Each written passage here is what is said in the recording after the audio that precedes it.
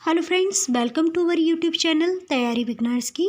इस वीडियो के माध्यम से आपको सामान्य विज्ञान के बहुत ही महत्वपूर्ण प्रश्न उत्तर व्याख्या के साथ देखने को मिलेंगे।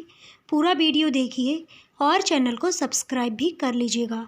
ये क्वेश्चंस आपके UP PGT, UP TGT and UP GIC lecturer exam के लिए बहुत ही रिलेवेंट रहेंगे। अगर आप बीएड एंट्रेंस एग्ज़ाम दे रहे हो या यूपीएसआई का एग्ज़ाम लिख रहे हो तब भी इस वीडियो को आप देखेंगे तो ये रिलेवेंट वीडियो रहेगा।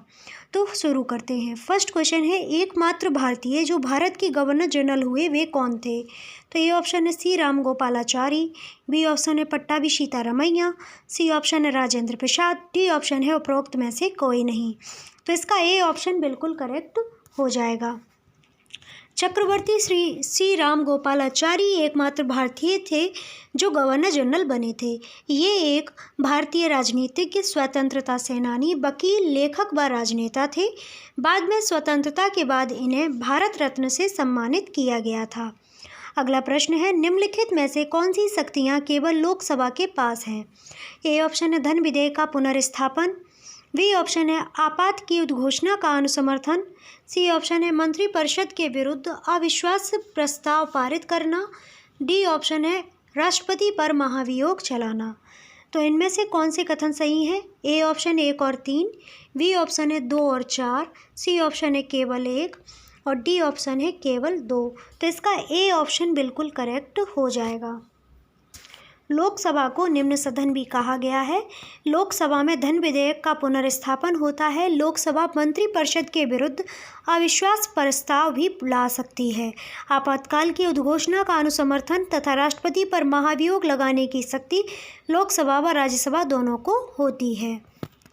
अगला क्वेश्चन है, संविधान के अंतर्गत प्रधानमंत्री निम्न में से किसके प्रति उत्तरदायी हैं? ए ऑप्शन है मंत्रिपरिषद, बी ऑप्शन है राष्ट्रपति, सी ऑप्शन है राज्यसभा, डी ऑप्शन है लोकसभा। तो इसका डी ऑप्शन बिल्कुल करेक्ट हो जाएगा। संविधान के अंतर्गत प्रधानमंत्री लोकसभा के प्रति उत्तरदायी है। चूँकि प्रधानमंत्री लोकसभा में बहुमत प्राप्त दल का नेता होता है, लोकसभा ही धन विधेयक को मंजूरी देती है, अतः प्रधानमंत्री का उत्तरदायित्व लोकसभा के प्रति होता है। अगला क्वेश्चन है, केंद्र सरकार योजना आयोग तथा राज्य सरकारों के बीच समन्वयकर्ता का कार्य निम्नलिखित में से कौन करता है? ए ऑप्शन है राष्ट्रीय एकीकरण परिषद, बी ऑप्शन है वित्त आयोग, सी ऑप्शन है राष्ट्रीय विकास परिषद और डी ऑप्शन है उपरोक्त में से कोई नहीं। तो इसका सी ऑप्शन बिल्कुल करेक्ट हो जाएगा। केंद्र सरकार योजना आयोग तथा राज्य सरकारों के बीच समन्वयकर्ता का कार्य राष्ट्रीय विकास परिषद करता है। इसकी स्थापना 6 अगस्त 1952 को योजना आयोग के सहायक के रूप में की गई थी। वर्तमान में 2015 से इसको समाप्त कर इसके स्थान पर नीति आयोग की स्थापना की गई है। अगला क्वेश्चन है, भारत के उपराष्ट्रपति का निर्वाचन होता है। ए ऑप्शन है केवल लोकसभा के सदस्यों द्वारा, बी ऑप्शन है केवल राज्यसभा के सदस्यों द्वारा, डी ऑप्शन है सी ऑप्शन है लोकसभा तथा राज्यसभा और विधानसभाओं के सदस्यों द्वारा, डी ऑप्शन है लोकसभा, राज्यसभा, विधानसभाओं और विधान परिषदों के सदस्यों के द्वारा। तो इसके कौन से कथन सही होंगे? तो केवल 1 और 2, बी केवल 2, सी ऑप्शन है केवल 3, डी ऑप्शन है केवल 4। तो इसका ए ऑप्शन बिल्कुल करेक्ट हो जाएगा। संविधान के अनुच्छेद 63 में उपराष्ट्रपति के पद का प्रावधान किया गया है, जो राज्यसभा का पदेन सभापति होता है। उपराष्ट्रपति का निर्वाचन लोकसभा और राज्यसभा के सभी सदस्यों द्वारा आनुपातिक प्रतिनिधित्व प्रणाली के तहत किया जाता है। अगला क्वेश्चन है, भारत में मुद्रास्फीति के आकलन का सबसे प्रचलित मापदंड कौन सा है? ए ऑप्शन है मूल्य सूचकांक, बी ऑप्शन है थोक मूल्य सूचकांक, सी ऑप्शन है उपभोक्ता मूल्य सूचकांक, डी ऑप्शन है औद्योगिक वस्तुओं पर मूल्य सूचकांक। तो इसका बी ऑप्शन बिल्कुल करेक्ट हो जाएगा। थोक मूल्य सूचकांक। भारत में मुद्रास्फीति के आकलन का सबसे प्रचलित मापदंड थोक मूल्य सूचकांक है। थोक मूल्य सूचकांक एक मूल्य सूचकांक है जो कुछ चुनी हुई वस्तुओं के सामूहिक औसत मूल्य का प्रतिनिधित्व करता है। अगला क्वेश्चन है सूची 1 व सूची 2 को सुमेलित कीजिए तथा नीचे दिए गए सही कूटों का उत्तर दीजिए। तो इधर जनसंख्या घनत्व दिया गया है और इधर आपका राज्य दिया गया है। तो बिहार राज्य का जनसंख्या घनत्व 2011 की जनगणना के अनुसार 1029 है। पश्चिम बंगाल का जनसंख्या घनत्व 828 है। केरल का जनसंख्या घनत्व 859 है और उत्तर प्रदेश का जनसंख्या घनत्व 1102 है। तो ये बिल्कुल गलत है। ठीक है, अगर सही उत्तर की बात करें तो बिहार राज्य में 1106 जनसंख्या घनत्व है। उसके बाद पश्चिम बंगाल में 1028 है, केरल में 860 है और 829 जनसंख्या घनत्व उत्तर प्रदेश का जनसंख्या घनत्व है। अगला क्वेश्चन है अल नीनो धारा निम्न में से किस महासागरीय तट के किनारे प्रवाहित होती है? ए ऑप्शन है दक्षिण अमेरिका का पूर्वी तट, बी ऑप्शन है दक्षिण अमेरिका का पश्चिमी तट, सी ऑप्शन है दक्षिण अफ्रीका का पश्चिमी तट, डी ऑप्शन है उत्तरी अमेरिका का पश्चिमी तट। तो इसका बी ऑप्शन बिल्कुल करेक्ट हो जाएगा। अल नीनो धारा दक्षिण अमेरिका के पश्चिमी तट के किनारे प्रवाहित होती है। अल नीनो धारा दक्षिण अमेरिका के पश्चिमी तट पर प्रवाहित होती है। एल नीनो एक सागरीय और जलवायु घटना है। इसकी उत्पत्ति क्रिसमस के आसपास पेरू के तट पर होती है। इसके कारण भारत आने वाला दक्षिण पश्चिम मानसून कमजोर पड़ जाता है। अगला क्वेश्चन है निम्नलिखित में से किस राज्य में स्थानांतरी कृषि प्रचलित है? ए ऑप्शन है उत्तर प्रदेश में, बी ऑप्शन है बिहार में, सी ऑप्शन है गुजरात में, डी ऑप्शन है नागालैंड में। तो इसका बिल्कुल सही ऑप्शन हो जाएगा डी ऑप्शन। नागालैंड सहित उत्तर पूर्वी भारत में ज़्यादातर स्थानांतरित कृषि की जाती है, जिसे उस क्षेत्र में झूम कृषि कहा जाता है। झूम कृषि एक कृषि प्रणाली है जिसमें वनों को साफ कर भूमि प्राप्त की जाती है तथा उन पर फसल उगाई जाती है। तत्पश्चात भूमि को छोड़ दिया जाता है। यह पर्यावरणीय रूप से अनुचित मानी जाती है। अगला क्वेश्चन है भारत में कौन सा राज्य मैंगनीज का सर्वाधिक उत्पादन करता है? ए ऑप्शन है महाराष्ट्र, बी ऑप्शन है मध्य प्रदेश, सी ऑप्शन है कर्नाटका, डी ऑप्शन है ओडिशा। तो इसका बी ऑप्शन बिल्कुल करेक्ट हो जाएगा। मैंगनीज एक रासायनिक तत्व है। प्रकृति में यह शुद्ध रूप में नहीं मिलता है बल्कि अन्य तत्वों के साथ बने यौगिकों में मिलता है। भारत में मध्य प्रदेश राज्य मैंगनीज का सर्वाधिक उत्पादन करता है। ऑक्सीजन के साथ मिलने पर इसे परमैंगनेट कहते हैं। अगला क्वेश्चन है कुल उत्पादन के सापेक्ष निम्नलिखित में से किस फसल का अंतर्राष्ट्रीय व्यापार कम है? ए ऑप्शन है चावल, बी ऑप्शन है कहवा, सी ऑप्शन है रबर, डी ऑप्शन है गेहूँ। तो इसका ए ऑप्शन बिल्कुल करेक्ट हो जाएगा। कुल उत्पादन के सापेक्ष चावल का अंतर्राष्ट्रीय व्यापार कम है।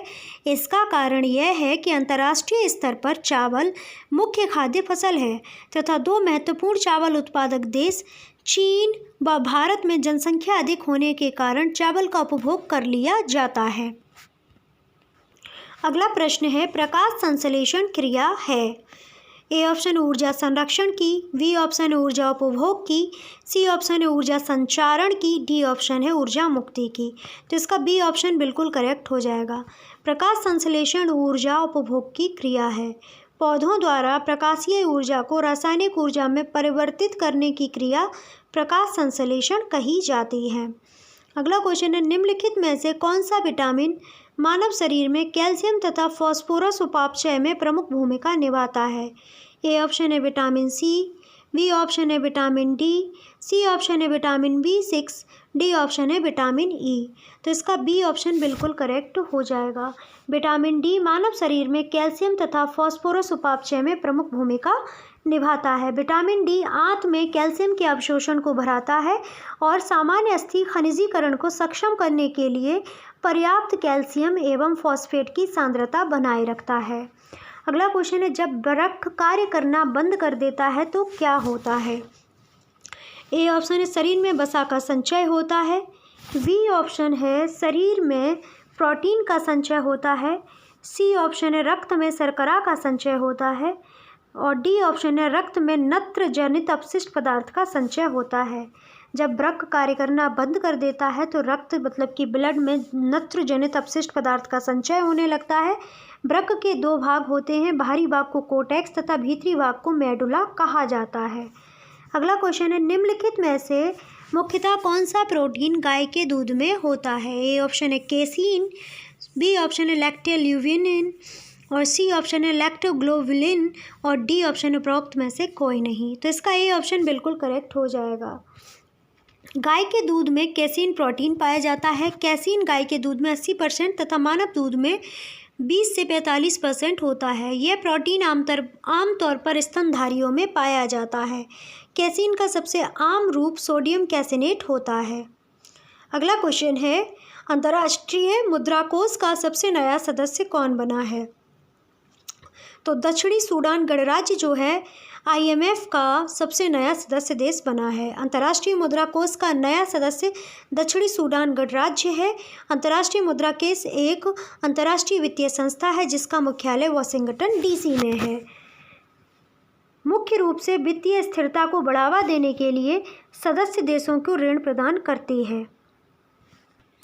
अगला क्वेश्चन है, हेले थॉर्निंग सिम्ट प्रथम महिला प्रधानमंत्री बनी है।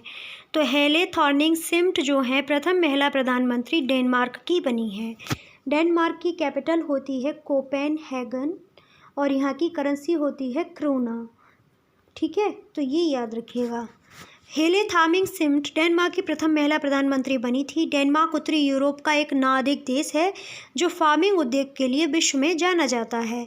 यह स्कैंडिनेवियाई देशों में सबसे दक्षिण स्थित देश है। अगला क्वेश्चन है, निम्नलिखित में से कौन से राज्य में ऐसा कानून बनाना प्रस्तावित है जिससे नौकरशाही की वे हिसाब पर संपत्ति को जब्त किया जा सकेगा। ए ऑप्शन है महाराष्ट्र, बी ऑप्शन है तमिलनाडु, सी ऑप्शन है राजस्थान, डी ऑप्शन है पश्चिम बंगाल। तो इसका सी ऑप्शन बिल्कुल करेक्ट हो जाएगा। राजस्थान राज्य में ऐसा कानून बनाना प्रस्तावित है जिससे नौकरशाही की बेहिसाब पर संपत्तियों को जब्त किया जा सकता है। यह संपत्तियां मुख्यतः भ्रष्टाचार का माध्यम बनती हैं। अगला क्वेश्चन है, निम्नलिखित में से किसने कालिदास के नाटक अभिज्ञानम शाकुंतलम का सर्वप्रथम एक यूरोपीय भाषा में अनुवाद किया था। ए ऑप्शन है चार्ल्स विल्किंसन, बी ऑप्शन है हेनरी कोलब्रुक, सी ऑप्शन है जोहानेस वोल्फगांग गेटे और डी ऑप्शन है विलियम जोन्स। तो इसका डी ऑप्शन बिल्कुल करेक्ट हो जाएगा। कालिदास के नाटक अभिज्ञान शाकुंतलम का सर्वप्रथम एक यूरोपीय भाषा अंग्रेजी में अनुवाद विलियम जोन्स ने किया था। भगवत गीता का अंग्रेजी अनुवाद चार्ल्स विल्किंसन ने किया था। जोन्स ने 1784 में एशियाटिक सोसाइटी ऑफ बंगाल की स्थापना भी की थी। अगला क्वेश्चन है, तंजौर के बृहदेश्वर मंदिर का निर्माण किसने कराया था। ए ऑप्शन है नरसिंह वर्मन द्वितीय ने, बी ऑप्शन है राजा राज ने और सी ऑप्शन है राजेंद्र ने, डी ऑप्शन है कलोत्तुंग ने। तो इसका बी ऑप्शन बिल्कुल करेक्ट हो जाएगा। तंजौर के बृहदेश्वर मंदिर का निर्माण राज प्रथम ने कराया था। इस मंदिर को दक्षिण भारत स्थापत्य शैली में सभी मंदिरों में सबसे अग्रणी माना जाता है। इसके शासनकाल में अप्पार, सबंदर, सुरंदार जैसे तमिल कवि भी हुआ करते थे। अगला क्वेश्चन है, सूची 1 व सूची द्वितीय को सम्मिलित कीजिए। तो एक और कांग्रेस अध्यक्ष दिए गए हैं और अधिवेशन स्थल दिए गए हैं। तो इसमें करेक्ट कौन सा है वो आपको बताना है। तो ए ऑप्शन है doctor M.A. Ansari Haripura, B option है पुरुषोत्तम दास टंडन कानपुर, सी ऑप्शन है सरोजिनी नायडू मद्रास और डी ऑप्शन है सुभाष चंद्र बोस नासिक। तो इसका सी ऑप्शन बिल्कुल करेक्ट हो जाएगा। जब मद्रास अधिवेशन हुआ तब कांग्रेस के अध्यक्ष सरोजिनी नायडू जी बनी थी। Doctor M.A. अंसारी मद्रास अधिवेशन स्थल के समय कांग्रेस के अध्यक्ष बने। पुरुषोत्तम दास टंडन जी नासिक के अधिवेशन में अध्यक्ष बने थे। सरोजिनी नायडू जी कानपुर अधिवेशन में अध्यक्ष बनी थी। सुभाष चंद्र बोस हरिपुरा के अधिवेशन स्थल में अध्यक्ष बने थे। अब जो क्वेश्चन दिया गया था वो गलत दिया गया था, तो ये इस तरह से पूरा सीक्वेंस याद कर लीजिएगा। ओके, तो ये थे हमारे आज के प्रश्न उत्तर। कैसा लगा आपको वीडियो ज़रूर बताइए। लाइक कमेंट शेयर करने के साथ साथ चैनल को सब्सक्राइब कर लीजिएगा और पास में दी गई बेल आइकन को प्रेस कर लीजिएगा। वीडियो अगर अच्छा ही लगा है तो वीडियो को ज़्यादा से ज़्यादा शेयर कीजिए और अगर कुछ सजेस्ट करना चाहते हैं तो कमेंट बॉक्स में कमेंट कीजिएगा। एंड टेलीग्राम ग्रुप को ज्वाइन कर लीजिएगा, लिंक आपको वीडियो के डिस्क्रिप्शन में मिल जाएगा। वहाँ से आपको टेलीग्राम जो है ज्वाइन कर लेना है, जिससे वहाँ से आपको PDF मिलता रहे। एंड अगर आप ऑडियो सुनना चाहते हैं तो आप हमारे खबरी प्लेटफॉर्म को ज्वाइन कर सकते हैं, उससे आपको काफ़ी बेनिफिट होंगे। तो आप सभी का बहुत बहुत धन्यवाद वीडियो वॉच करने के लिए। Have a great day.